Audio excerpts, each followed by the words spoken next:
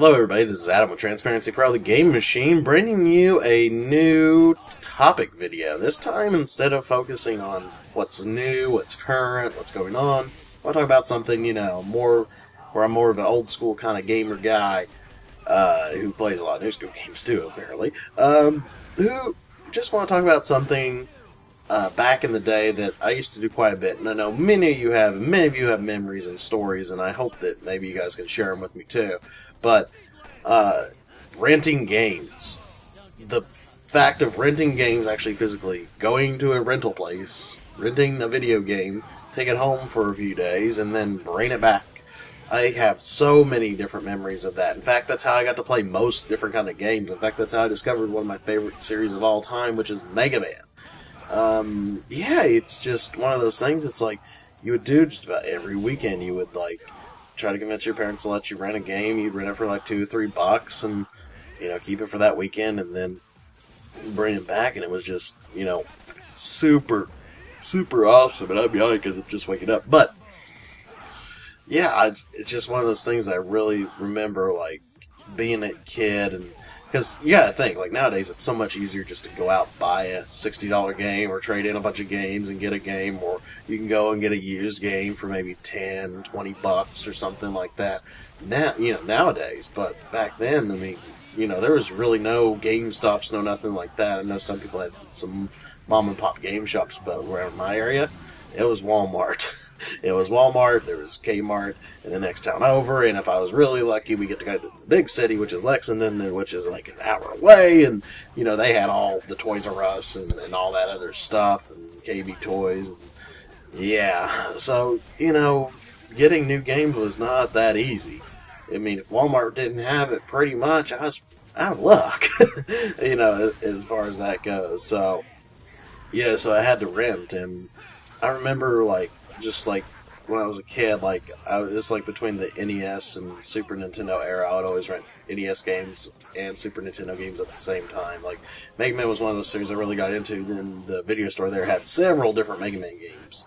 Of course, Mega Man had been out a while since, at my age, and so I would be renting Mega Man 1. I don't think they had 1 there, but I rented 2, 3, 4, 5, and just had a blast playing those. And I just remember just looking at that box art and just be like, oh my gosh, it's Mega Man, I'm so excited. And, I even did it with some of the comic book games, Captain America Avengers on NES. I remember renting that quite a bit.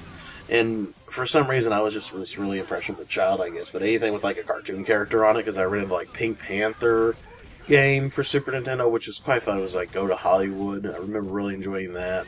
One of my first fighting games I got to play on a console ever, which was Street Fighter 2 for Super Nintendo. That was really awesome. I remember doing that in Chester Cheetah. Yeah, I mean, I rented some random stuff, but yeah, it was just quite an experience to try something new almost every weekend, or even go back and play the same thing that you really, really love over and over again, which I happen to do. I happen to play a lot of the Mega Man games. I rented a lot of the Mega Man games. Especially in the Super Nintendo era, I rented a lot of the X games and stuff like that. X2 and X3. For some reason, I just always rented those games almost every single weekend, unless there was something else I really, really, really wanted to play. And, man, those were some of the best times. Even in the PlayStation era, when I rented PlayStation games. And interesting thing is, when the Nintendo 64 came out, I remember going to this one video store, they had them for rent, and I remember renting that in Mario 64, and, at the time, Mario 64 being the first one of those first 3D platformer games out there, my mind was just I'd never seen nothing like before.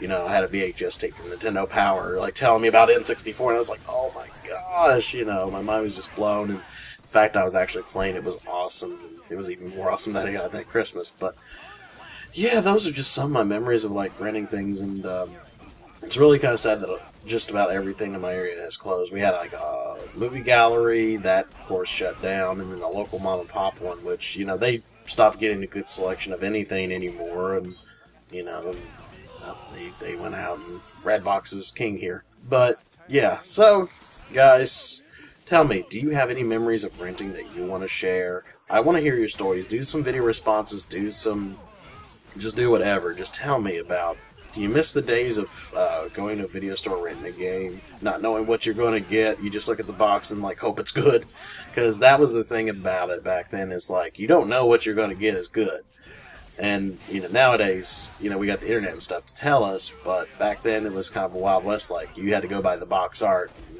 and, hope and pray it wasn't crap. So guys, let me know. Comment, video response. Till next time, game on.